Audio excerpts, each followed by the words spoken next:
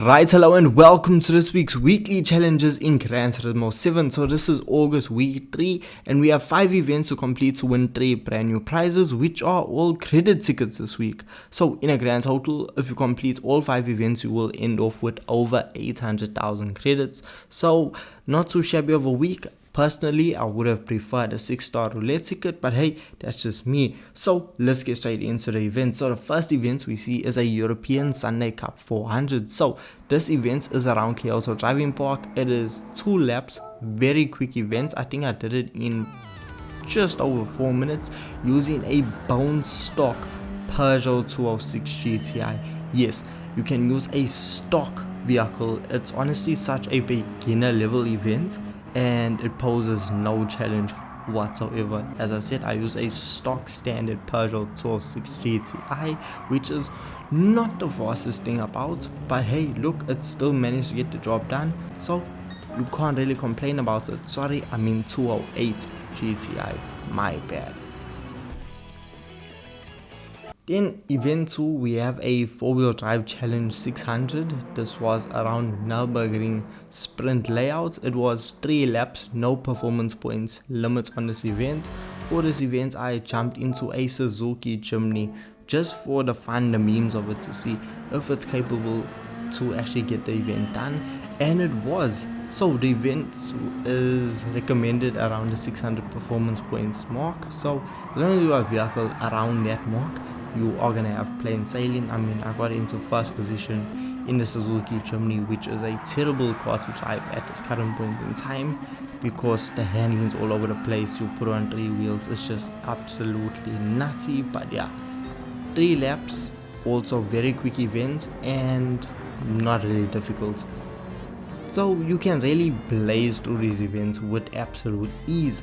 Now the third event is the special event, because we see it is a one make race for the Volvo V40 T5R design around the Eiger Nordwin. Yes, the new circuit. So you have to complete 6 laps, which should take you about a minute and 10 seconds, maybe faster, to complete, and you are going to end off with 85,000 credits. This event, if you have a fully upgraded Volvo, piece of cake. And with update 1.49, the Volvo actually handles really well. Like, I was actually taken back by it and how good the Volvo actually was. The fourth event, we see a race of turbo sports cars around Dragon Trail International Raceway. This was the seaside layout of the circuit. So for this event, it is 5 laps. You are starting off in 16th position. It has a performance points cap of 700 performance points, and your vehicle has to be turbocharged. So for this event, I jumped into my BMW M4, which is actually one of the latest engine swaps added to Gran Turismo 7, and it was an absolute dream. The vehicle was extremely stable, just fun, fast, and an easy vehicle to use. And compared to the previous events, this is when you could feel, okay, it's starting to get a bit more of a challenge.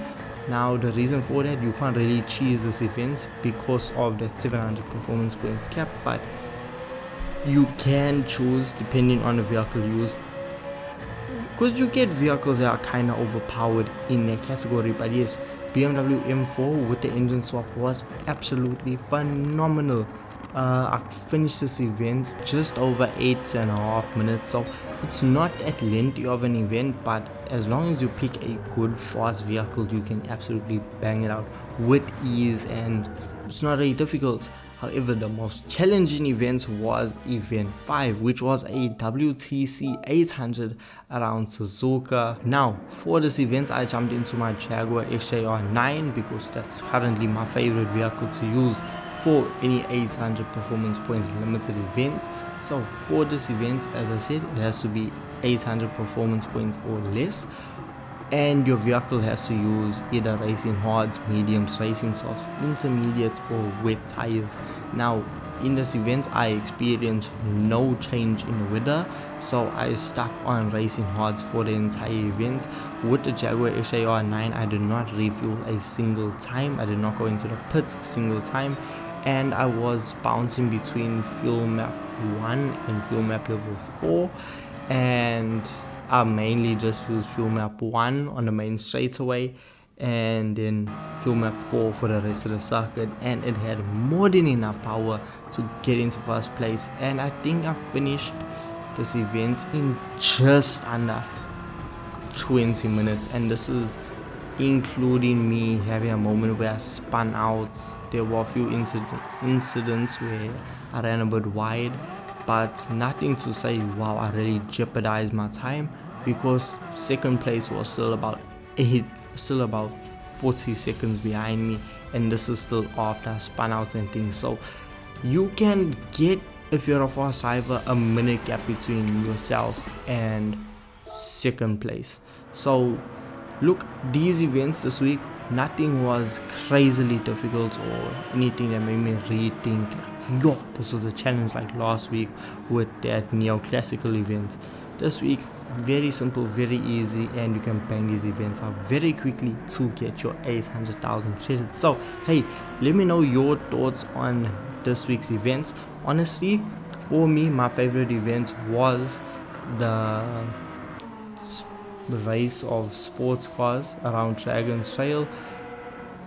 That just has to come down to the fact that I love the BMW M4, and the cars that you come up against in this event are very modified, and I don't know, the atmosphere in this event was just really good. It was quality, and yeah, that about sums it up. Overall, not too bad of a week. The events are quick, easy to complete, and that nets you your 800,000 credits. Now with 800,000 credits, it's nothing that I'll really write home about, but look, it's 800,000. I'm not gonna say no to it.